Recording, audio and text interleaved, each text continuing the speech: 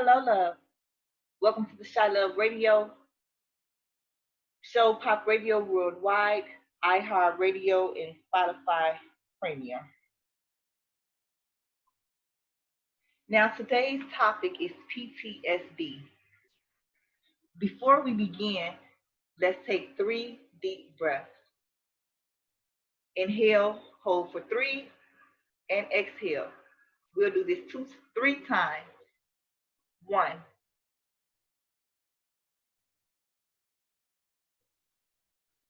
2,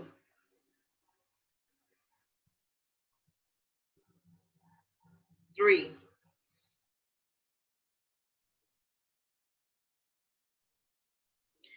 As I stated, our topic for today is PTSD. PTSD is the acronym for post-traumatic stress disorder, which is a mental health condition that's triggered by a terrifying event, either experiencing it or witnessing it. Symptoms may start within 1 month of a traumatic event, but sometimes it may not appear until years after.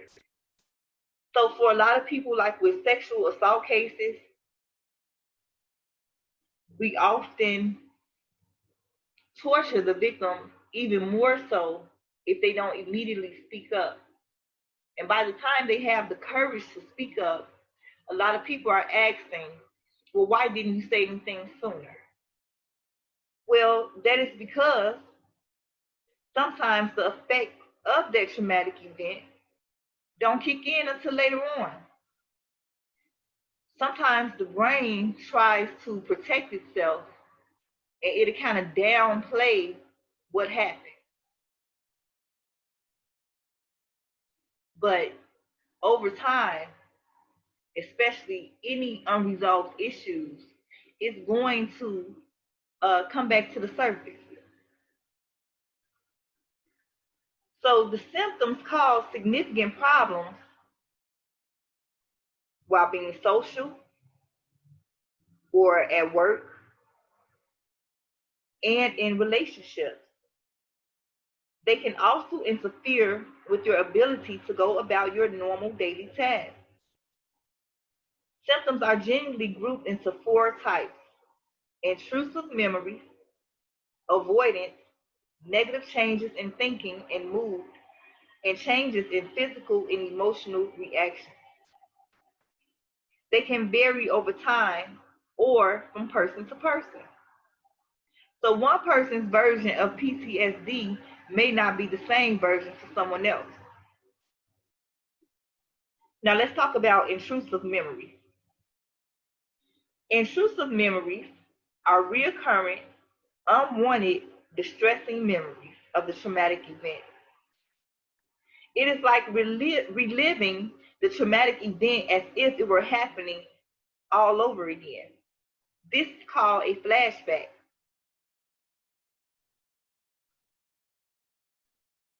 Those who have these intrusive memories often experience upsetting dreams or nightmares about the event.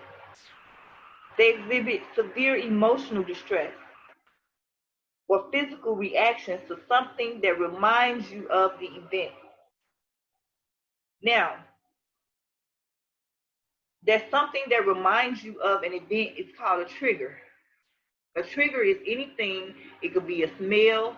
It could be seeing someone who resembles the person who attacked you or assaulted you. It could be a certain location. It could be the outfit that you had on that day. It could be a certain song that's on that was playing during the time of the attack.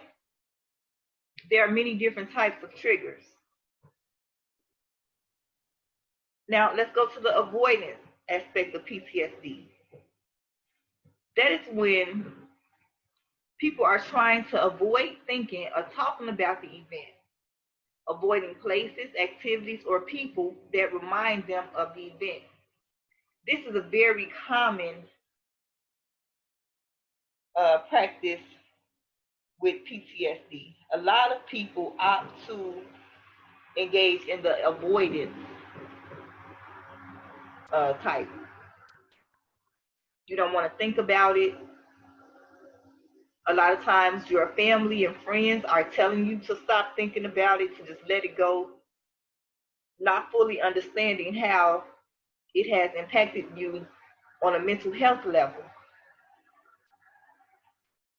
So I think more often than not, we see more people with the avoidance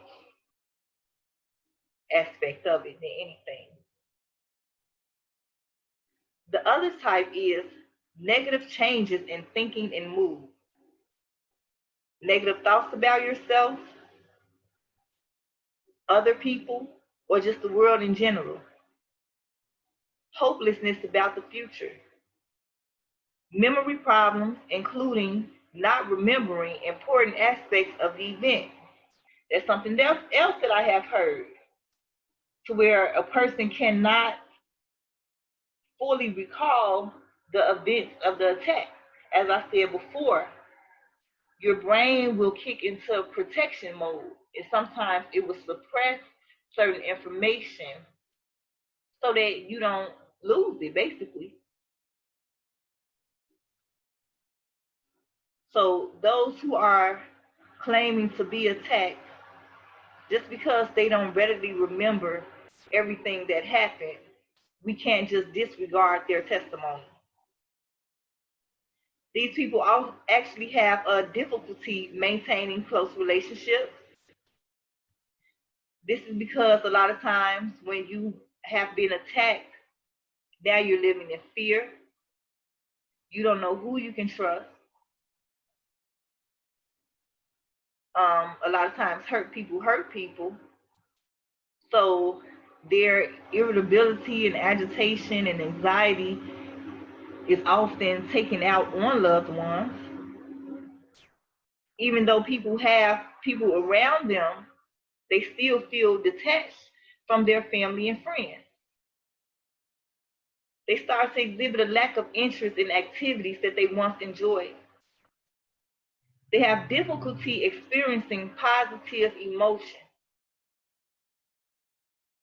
I've come into contact with quite a few people who have difficulty experiencing positive emotions.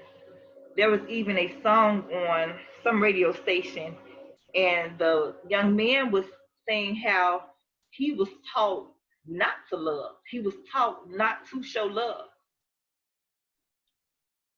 So a lot of people are already kind of conditioned with that. And then when something terrible happens to them after they have been optimistic and gave someone a chance, and a lot of times it's someone that you trust that is violating you, it makes it difficult to let people in. And they also can feel emotionally numb. I think a lot of people can also relate to feeling emotionally numb. I know for myself personally that it's not a good state to be in, because you honest to God can't feel nothing. It's like your inside just disconnects from yourself. You feel nothing.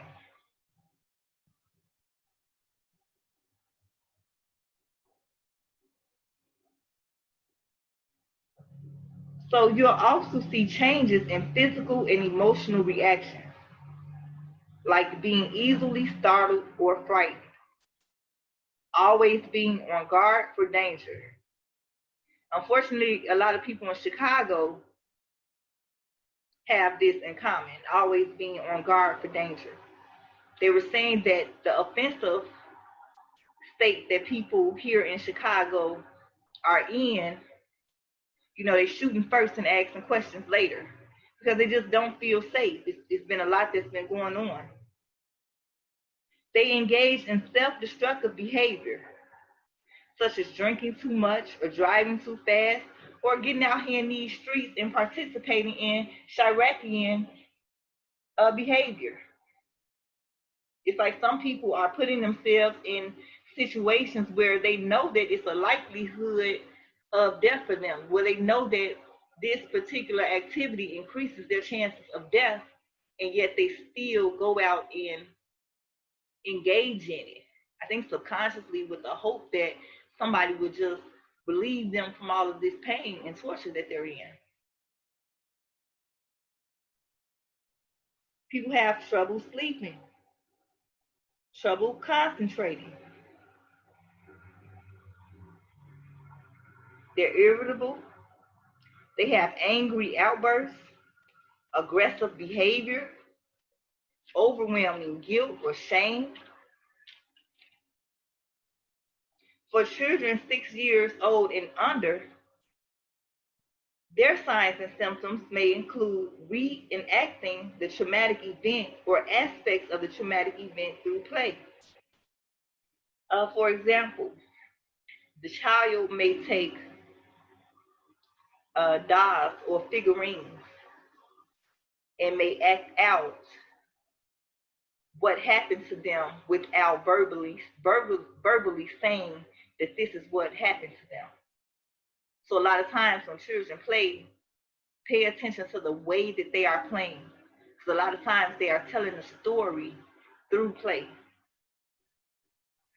They have frightening dreams that may or may not include aspects of the traumatic event. Also, especially with children 6 years and under, depending on the level of fear that that child experience, it can regress their language back to babbling like a baby. They can lose their appetite. Their anxiety levels go through the roof.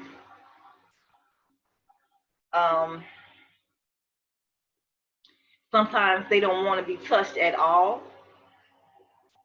Sometimes with the mother or someone that they trust, they'll be overly affectionate and needing to be up under you a lot within your arms.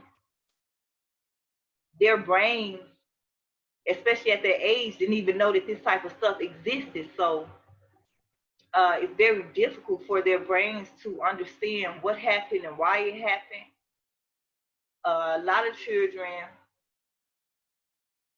six and under, don't even, they're not able to give you all of the details of what happened.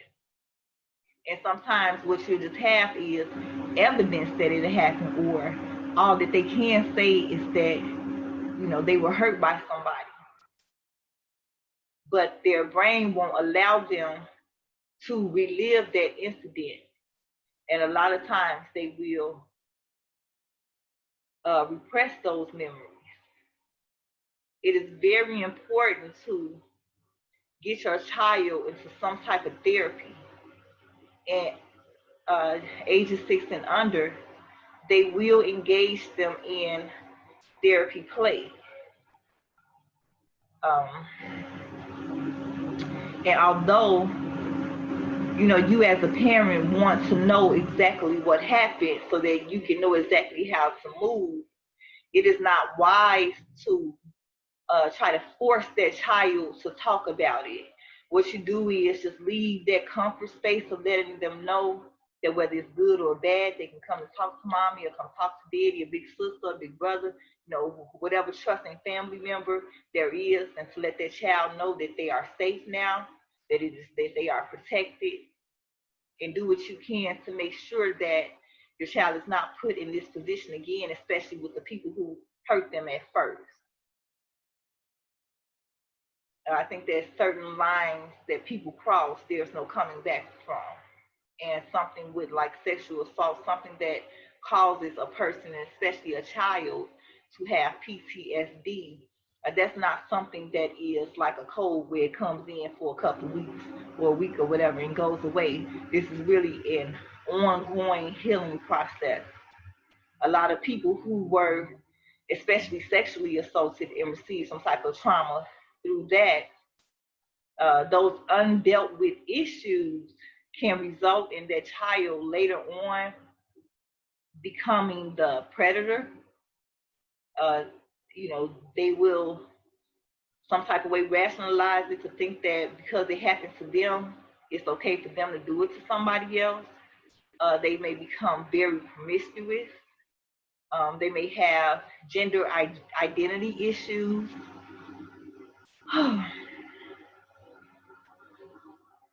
They go through a lot. They go through a lot, and it's an ongoing process, and you have to stay consistent with that therapy. A lot of times, therapy is only once a week. So for those other 6 days out of the week, I advise the parents to learn as much as they can as far as the techniques and speak with the therapist about what techniques can be used at home. The child should definitely uh, be felt like they are empowered. Let them know that their voice matters. Again, let them know that they are protected and that you will do what is necessary to protect them. Let them speak up. But it's an ongoing process. And there are, you have to try out different things to see what works for your child. A lot of times their concentration, children that young usually don't have a very long attention span in the first place. And because of this situation, now their attention span is diminished even more so. So you may have to find different techniques that will work for your child, work for your family, so that you can all try to get back to some type of normalization. But you may also just understand that you may have to change and restructure a lot of things within your family with how you are removing, just for the sake and the well-being of that child's mental health. If your child is saying that someone has violated them or made them feel uncomfortable or touched them in the bad spot, please take that child seriously and investigate to the fullest. Actively do something about it, please. Don't just tell them that Jesus gonna get them. Actively do something to make sure that these people cannot have access to your child anymore. Keep up all the paperwork within from DCFS, the police station, the hospital, the doctor. Keep all that paperwork together. Do what you have to do to protect your child. Now, severe anxiety is also a symptom. Insomnia and low self-esteem. A lot of people start to have low self-esteem after being assaulted and attacked because you feel like they treated you like nothing, took what they wanted from you, and just changed their whole life. So a lot of times that picks out a person's self-esteem. It makes them start to feel worthless. And as we said, the causes, you can either go through the event, you can see it, you can learn about an event involving actual or threatened death, serious injury, or sexual violation. Stressful experiences, including the amount and severity of trauma you've gone through in your life. So for a lot of people, the traumatic experiences are like back to back, back to back, back to back. You can't take a fresh breath from the last incident before something else has occurred. You have not started healing from the first incident, and here comes something else. So over time, that build up can really start to deteriorate you in your daily living. Some people have PTSD from inherited mental health risks, such as family history of anxiety and depression. The inherited features of your personality or temperament, how you deal with situations, how easily you're agitated, how deeply the incident hit the core of your soul. The way your brain regulates and the chemicals and hormones your body releases in response to the stress. So we here at the ChiLOVe Radio Show, Pop Radio Worldwide, iHeartRadio, and Spotify Premium take mental health very seriously. It is an ongoing process, ladies and gentlemen. There is no quick fix to this, but healing can be done, and that's out of a personal testimony. Now let's talk about the risk factors. If you are experiencing intense or have experienced long-lasting trauma, sometimes you go through things and you kind of shake it off fairly quickly.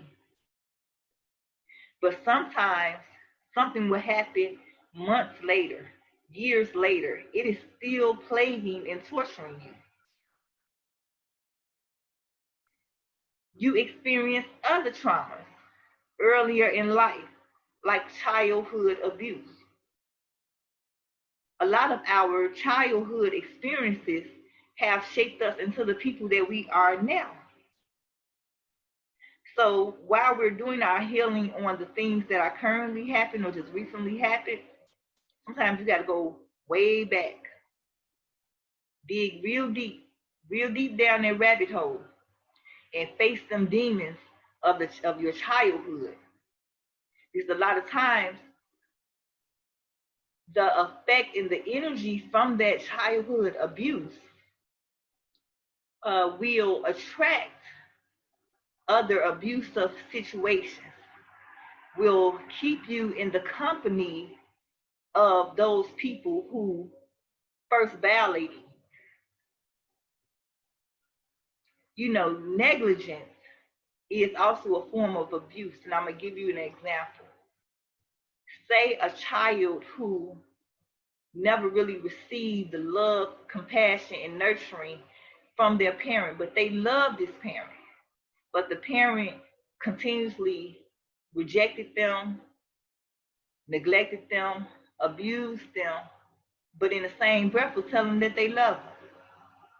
And this child is wanting the parent's love more than anything. And they are sticking around, one, because they're a child and who else gonna take care of them? But because of the title, you know, they are yearning from this love from a parent.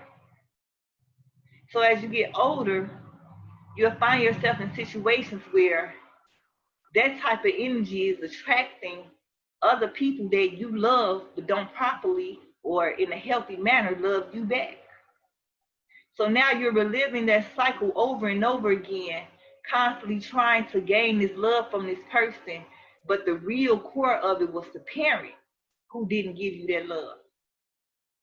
So once you start to realize the pattern that you have been living in, once you start to realize what is behind this particular behavior,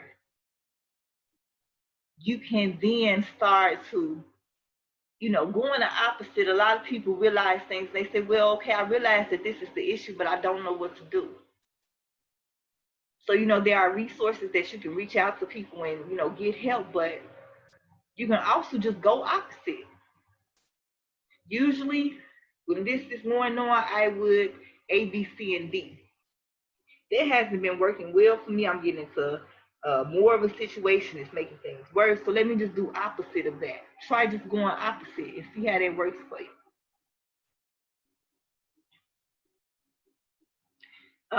Other risk factors are having a job that increases your risk of being exposed to traumatic events. For example, military personnel and first responders. And we've been talking a lot about what's been going on currently, especially with the police here. There are a lot of police officers who have post-traumatic stress disorder. I can only imagine, I don't even really want to imagine the things that they are seeing on a day-to-day basis, back to back to back. And, you know, it's not excusing their abuse of power or the inappropriate behavior, but at the same time, I understand. They have other mental health problems like anxiety and depression. Anxiety, depression, PTSD, they all go like hand in hand. Other risk factors are having problems with substance misuse, excessive drinking or drug use, promiscuous sexuality, because you just want to feel good. Lack of a good support system of family and friends. This is very vital because a lot of times people want to speak up, but they're scared. And a positive support system can help to empower them to use their voice to help to save themselves. But a lot of family and friends tell people that it's their fault. They don't believe them. They start talking about them. Looking crazy, all type of little stuff. Still having the people around who they said assaulted them. And another risk factor is having blood relatives with mental health problems like anxiety or depression. Now let's talk about the kinds of traumatic events. Combat exposure, all that fighting, that causes trauma. People don't readily just want to witness somebody else getting hurt. Childhood physical abuse, sexual violence, physical assault, being threatened with a weapon, an accident, fire, natural disaster, a mugging, robbery, plane crash, torture, kidnapping, a life-threatening medical diagnosis, a terrorist attack, or other extreme or life-threatening events. And here in 2020, we have definitely been seeing a combination of things. So if you have been exhibiting some of these symptoms, you are not alone. There is help. So let's talk about the complications of PTSD. PTSD can disrupt your whole life, every level of your life. It can impact you from being able to hold a job, impact your relationship. The stress, any type of stress actually makes the physical body ill, actually makes the physical body more susceptible to being ill. The stuff that you just used to enjoy, you are lackadaisical, you are just not interested. It's hard for you to even get out of the bed sometimes. PTSD can increase your risk of other mental health problems, such as depression and anxiety, issues with drug or alcohol use, eating disorders, suicide thoughts and or action. We've been seeing an increase in suicide as well. If you start to have these symptoms, it is wise to go and speak to your physician. Reach out to someone who is licensed. Reach out to someone who is certified, someone who can help you. Turn to your family and friends who will listen and offer comfort. If you know that this family member or this friend kind of just walks with a cold heart and they don't really take anything seriously, don't go to them. Reach out to someone who will actually listen to you, who will actually empathize with your situation, and whether they fully understand or not, is willing to be there for you out of love and concern. Turn to your faith community. There are a lot of Christians and Baptists and spiritual people, Protestants, Lutherans. We have a lot of religions. We have a lot of people who are moving towards the spiritual aspect of life.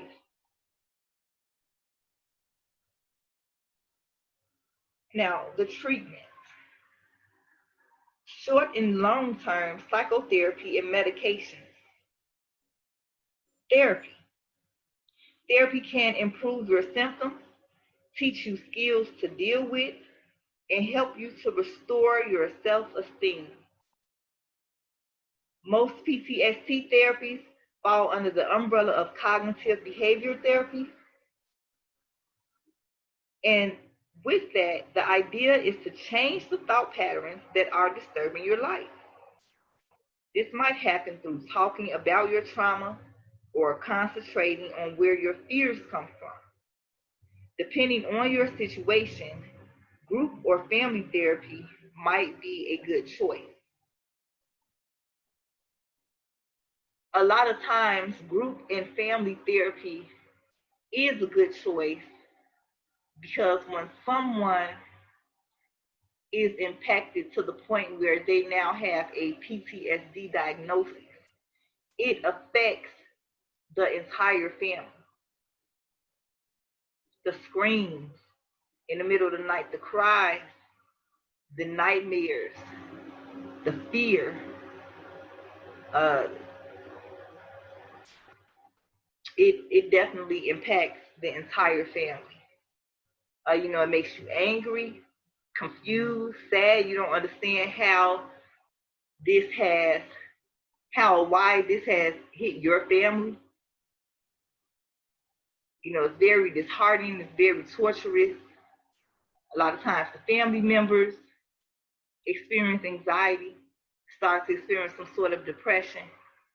So it's very wise for everyone to engage in some sort of therapy, even if you have to just learn some skills and just bring them back home and teach your family. Everybody going to the family room and put on a meditation, or have a talk about it, and letting the person who was impacted by that, by letting them know that it was not their fault, that they're safe now, by expressing the impact that it had on you. Sometimes your other family members, because of what happened, it would impact them to the point where their behaviors may start to change. So it's like really a huge family healing that needs to be taking place. And a lot of times we say family first, and you have to really come together. A lot of times tragic events actually separate families. And unless there's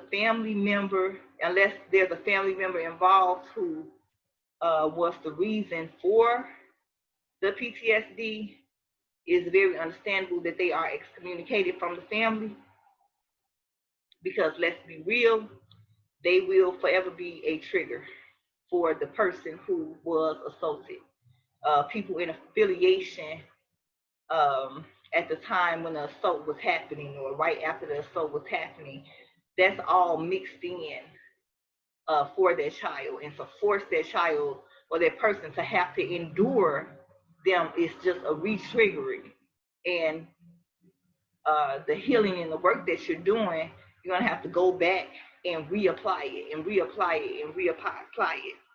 So it's really best to, just as I say, do what you need to do to keep your family member protected, to be mindful of the effect that this assault has had on not only the person who went through it, but the rest of the family. Because sometimes siblings also are impacted. The family period is impacted. And you're so adamant about focusing in on the child or the person that the actual act occurred, that you will miss out on the other family members who've been impacted by it. So it's good to communicate as best as you can during this time. Have patience with each other. Give each other some of the personal space to just try to come to terms with things. Try to be very supportive and understanding of the anxiety and the mood swings and so forth. Just come together and show love. Love is very powerful, and it exalts over all things. And the more love and healing that you apply to a situation, the more chances that it would have for a positive impact in the healing process of that person.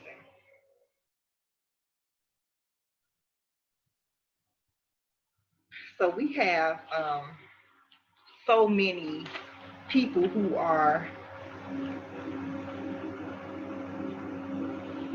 exhibiting symptoms of PTSD and don't even realize it, especially here in Chicago.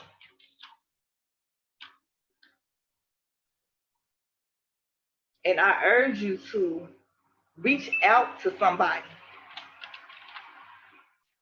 I urge you to not deny what you are feeling. I urge you to keep some type of journal, keeping track of your feelings, keeping track of your the way that you handle it, becoming more aware of yourself, so that when you do go and get the assistance, the more aware that you are of yourself and what is going on with you, the more the therapist will be able to help you. It's going to begin and end with you. The therapists, the doctors, the counselors, the police, the specialists, everybody will, hopefully, the court system will only play a certain percentage of your healing, if that at all. But you are the one who is going to have to be responsible and, find a way to pick yourself up, to take your power back, so that you can try to live a normalized, happy life, the life that you were ordained to live before this incident even happened to you. And hopefully, as you start to heal and start to grow and start to understand, you will be able to start to help other people. You never know how the situation that you are faced with, how you will be able to use that as a catalyst to start to help other people, in addition to continually helping to heal your own self. The deep breathing, especially with anxiety. Deep breathing is really good. A lot of times when we are in pain or have anxiety, we'll stop breathing or we'll improperly breathe. Sometimes you have to blow it out, blow that extra pressure out. Find things that work for you. Don't be ashamed to speak out and say, I need help. I feel myself unraveling. And if the people around you would not support you, go outside of your comfort zone to seek assistance from somebody else, and keep saying something and keep calling and keep reaching out until you receive the help that you need.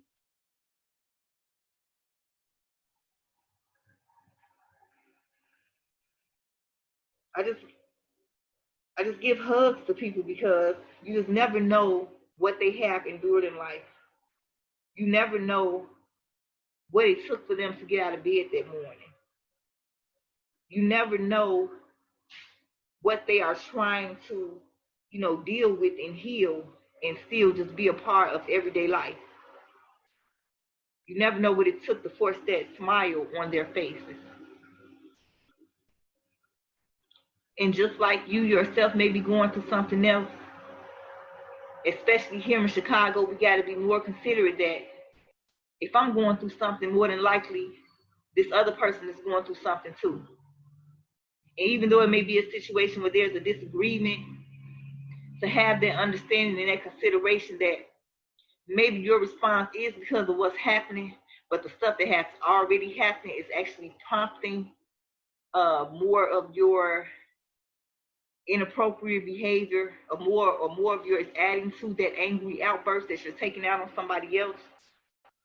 We just have to be more mindful and know that while we're trying to heal, somebody else is possibly trying to heal as well. So we said that a lot of people try to, they contemplate suicide. And if that is you, please call 1-800-273-8255. Know that we here at the ChiLOVe Radio Show, Pop Radio Worldwide, iHeartRadio, and Spotify Premium, we are rooting for you. We believe in your ability to heal yourself.